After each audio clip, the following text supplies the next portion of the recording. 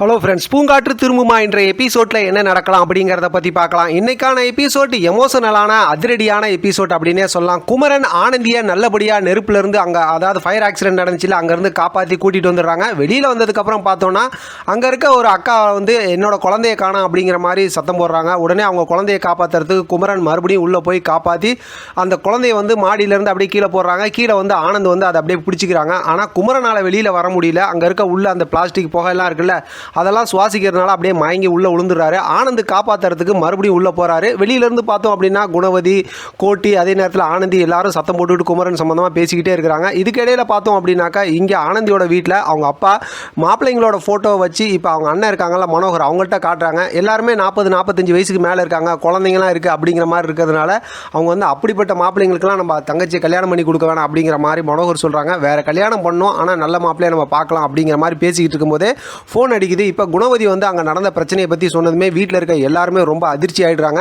குமரன் இந்த மாதிரி ஆஸ்பத்திரிக்கு கூட்டிகிட்டு போயிருக்காங்க அப்படிங்கிற விஷயத்தையும் சொல்லிடுறாங்க. அதுக்கப்புறம் குமரன் ஆஸ்பத்திரியில் அந்த ஆம்புலன்ஸில் கூட்டிகிட்டு போகிறத காட்டுறாங்க. குமரன் அப்படியே பேச்சு மூச்சு இல்லாமல் கிடக்கிறாரு. கூட பார்த்தோம்னா ஆனந்தியும் இருக்கிறாங்க. இப்போ அதே நேரத்தில் பார்த்தோம்னா இவங்கெல்லாம் அங்கே ஹாஸ்பிட்டல் கூட்டு போனதுக்கப்புறம் என்ன ஏதுன்னு சொல்லி பார்க்குறாங்க. கோட்டி எல்லாம் கூட இருக்காங்க. ஆனந்த் ரொம்ப புலம்புறாரு. ஆனந்தி ரொம்பவே வருத்தப்பட்டு இருக்காங்க. கோட்டி அழுகுறாங்க. இந்த பக்கத்து பார்த்தோம்னா குணவதி அழுகுறாங்க. எல்லாருமே அழுது இந்த மாதிரி அவங்களோட கஷ்டத்தை சொல்லிட்டு இருக்காங்க.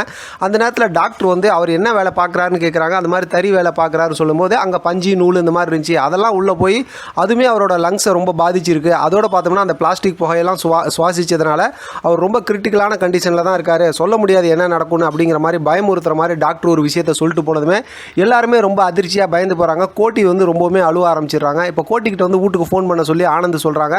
இப்போ ஃபோன் பண்ணி பார்த்தோம்னா குமரனோட அம்மா அப்பா தங்கச்சி எல்லாரும் கோயிலில் இருக்காங்க. அங்கே ஃபோன் பண்ணி இந்த விஷயத்தை சொன்னதுமே அவங்களாம் ரொம்ப அதிர்ச்சி ஆகிடுறாங்க. அடுத்து டாக்டர் பேசின விஷயத்தையும் சொல்லிடுறாங்க. இதெல்லாம் கேட்டுக்கிட்டு இருக்க ஆனந்தி ரொம்பவுமே வருத்தப்பட்டு கண் கலங்கி அழுவ ஆரம்பிச்சிடுறாங்க.